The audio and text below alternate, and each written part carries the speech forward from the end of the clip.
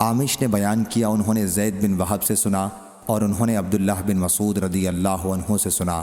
کہ ہم سے رسول اللہ صلی اللہ علیہ وسلم نے بیان فرمایا، جو صادق و مصدوق ہیں کہ انسان کا نطفہ ماں کے پیٹ میں 40 دن اور راتوں تک جمع رہتا ہے، پھر وہ خون کی پھٹکی بن جاتا ہے، پھر وہ گوشت کا لوتھڑا ہو جاتا ہے، پھر اس کے بعد فرشتہ بھیجا جاتا ہے اور اسے 4 چیزوں کا حکم ہوتا ہے،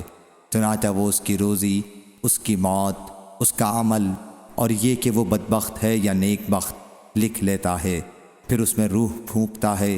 اور تم میں سے ایک شخص جنت والوں کے سے عمل کرتا ہے، اور جب اس کے اور جنت کے درمیان صرف ایک ہاتھ کا فرق رہ جاتا ہے تو اس کی تقدیر غالب آتی ہے اور وہ دوزخ والوں کے عمل کرنے لگتا ہے اور دوزخ میں داخل ہوتا ہے۔ اسی طرح ایک شخص دوزخ والوں کے عمل کرتا ہے اور جب اس کے اور دوزخ کے درمیان صرف ایک بالشت کا فاصلہ رہ جاتا ہے تو تقدیر غالب آتی ہے اور جنت والوں کے کام کرنے لگتا ہے، پھر جنت میں داخل ہوتا ہے۔ صحیح بخاری حدیث نمبر 7454۔